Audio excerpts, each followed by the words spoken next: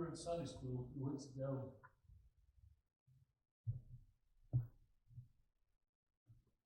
And I said, boys, here's what I want to do. Only if y'all want to. I said, we're going to have youth Sunday. And I said, I want you to take 5 minutes apiece. Maybe 10, maybe 20. I said, I don't care how much time you take. But I said, just give them what's on your heart. And I said, if you'll text me and Harlan and let us know what scripture you're going to read, I said, we'll help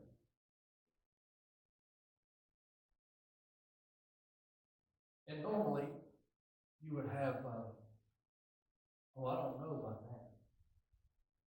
That's not what I do. I'm shy. I don't speak in front of people, right?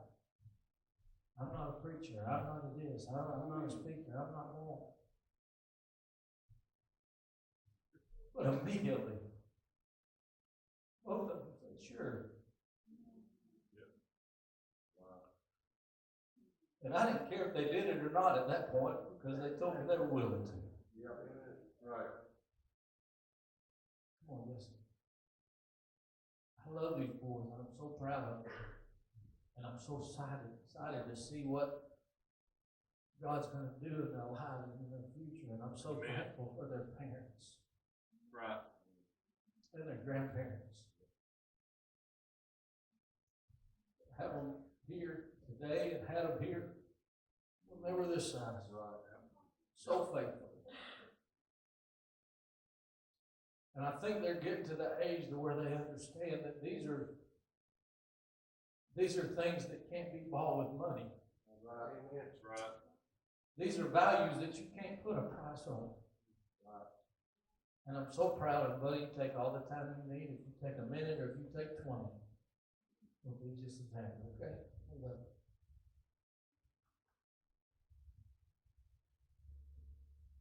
Y'all hear me? On? Give y'all time to walk off y'all's tears. I know that was kind of sad right there. Y'all will turn y'all's Bible to 2 Timothy 4:5. Sure. Lord, good.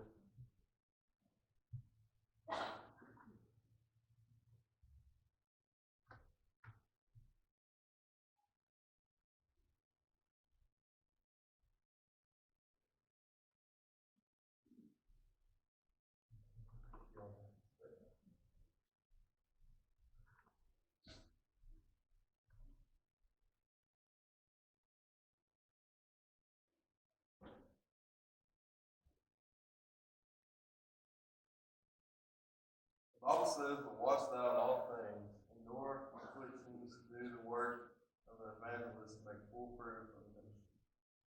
Endure afflictions. What does that mean? That means take on trials. We all take on trials as Christians. As Christians, I know some of us will probably face some trials this morning. Your head part hurt, you feel like getting up, you didn't feel good. I know this morning I just got back from Panama yesterday. I know I didn't feel like really. I just got back from the beach. I want to rest. I didn't want to go to church. I know I had this going on. I had to teach or this lesson. You know, honestly, I faced a trial a lot. I didn't want to face that. But as God's children, as Christians, we got to know, have faith in Him, and He'll get us through that. And I'll get to that here in a second. As a Christian, what does that mean? What is God's child? What is a Christian? God put us on this earth to worship Him, to share His word. Good job, Jared. Good job, man. And He knew we were going to face trials. He knew that. We're going to face trials, but He knew we can handle it. He knew we can handle it. But a lot of problems we face, we like to say, I can't do that, Lord. I don't want to. I can't handle that. And that's really fires me up, saying I can't handle people saying I can't. Philippians 4:13, it says, I can do all things through Christ who strengthens me. We can go through these trials with Him. with us. Right. Yeah. And that's to me, being a Christian is having faith in Him to get us through these trials. Why does God put us through these trials? Like y'all ask, like some of y'all said, y'all ask some loved ones, y'all lost. Y'all ask them why. Why does He put y'all through these trials? You won't grow unless you're put through the hard times. You're not going to grow. I had someone tell me in youth one time, at the top of the mountain, nothing grows. And in the valley, at the very bottom, that's where everything grows. Amen. Right. God doesn't put us at the top. He puts us at the bottom where we can grow. Right. He knows we can handle it. That's why He put us here. That's right. He knows. If He didn't think we could do it, He wouldn't put us on this earth. And that's what it is. Have faith in God. I thought I was going to give you this. When you're facing trial, you're not going in it alone. Another thing someone told me, man, God was walking on His feet. And there's two sets of footprints. And they get on walking, and there's just one set. Man asked God, why is there only one set? He said, was that when I walked through it alone? Like, well, that's when I didn't have you. God said, no, that's when I carried you through. You didn't have faith in me. Amen. Amen. We got to have faith in God. He can help us through things. You don't have faith with Him, He's going to carry you through it. You're not. That's right, Jeff. Daniel in the lion's den. Daniel had faith in God. He stayed one night in the lion's den. He knew he was going to be all right. And look what God did. He shut the mouth of the lion. Yep.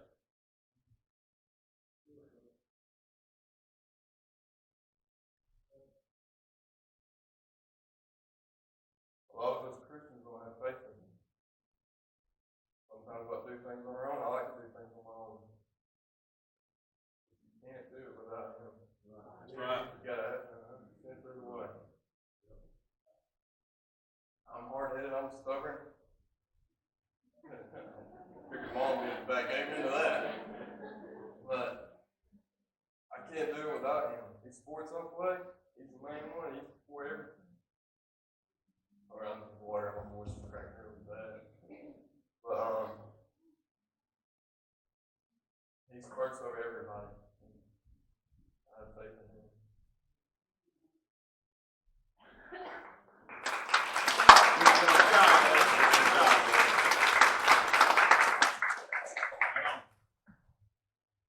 Fantastic, brother.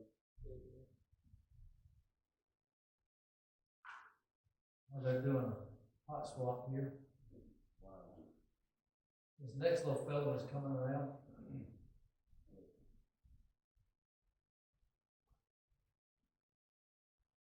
Miss Tasha, how old was he when you first came into church?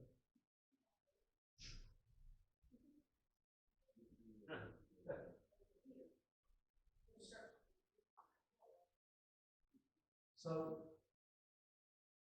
this little fellow just started a new job a few weeks ago.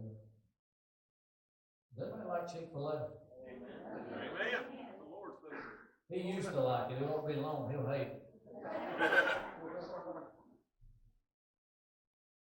But this one here was in Florida this week. And he has sports every day.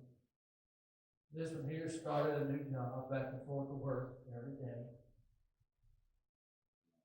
And they still took time to do this. And I'm so proud of them for their devotion and dedication. And I'm so brokenhearted that his dad had to work today. And I know we got it on film, so it was great to get to see it. But y'all make Landon welcome. Come on, buddy.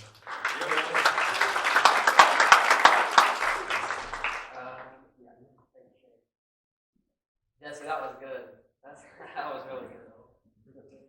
Mine's going to be a little different, but I'll make the best of it. I'm going to be in Psalm 27:4 today. And we're going to be talking about how we should pray and talk to God.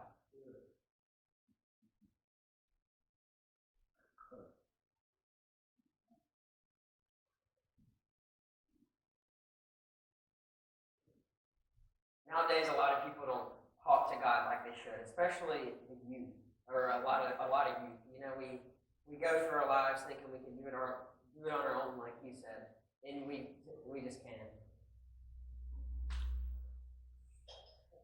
A lot of the times, a lot of us older and younger try to use God to get what we want. Like, hey God, if you do this, I'll go to church Sunday. If you give me this paycheck, then I'll go to church. If you give me this new thing, I'll go to church. And that's not how it should be. It should be the other way around. Amen. Thursday I watched a movie, and it's a lot of you probably have seen the original. This is the new one. It's the live action version. It's called Landon. And in it, there's a genie, and you rub the lamp, and he grants 3 wishes. That's the genie. And that's how we try to use God a lot of times. We try to use him as a wish to get what we want, and that's not how it should be. It should be us praising him. And if you look in Psalm 27:4, David's saying, "One thing have I desired of the Lord, that will I seek after, that I may dwell in the house of the Lord all the days of my life, to behold the beauty of the Lord and to inquire in his temple." God's giving him one wish, and he's saying that he wants to behold the beauty of the Lord, to spend the rest of his life in heaven with God. If God gave us one wish, what would we say? Would we say that? Most of us wouldn't. And that would be a hard one, you know, because most of us would say, "Give me $1 million." You know, we think about the stuff that we have on the earth, and we shouldn't. We should think about stuff that we're going to have in heaven after. Right. Because this is just our temporary home. Right. And if we treat God like that, we'll always be unsatisfied. We'll always be like when you're in the car and you turn the air on, and then 2 seconds later you turn the heat on because you get too cold. Yep. It's kind of my mom always has the air on.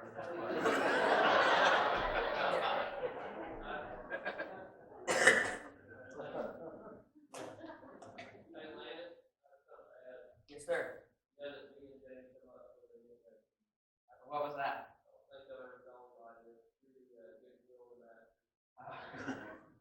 Well, thank you. Thank you. That means a lot.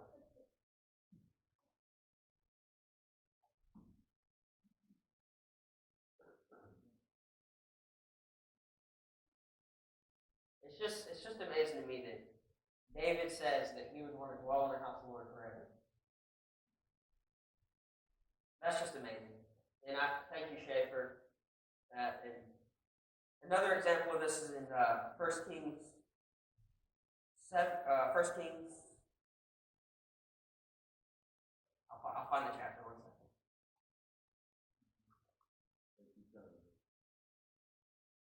1 Kings 3, 7 through 12. Especially in 11, though.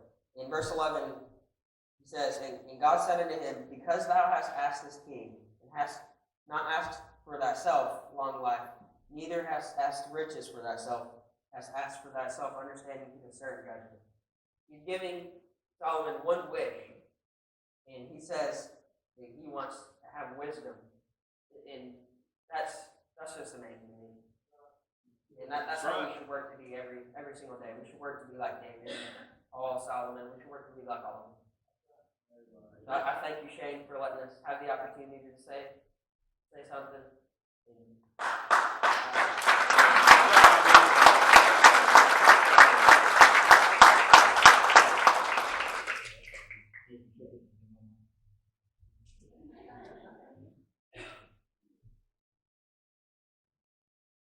This morning.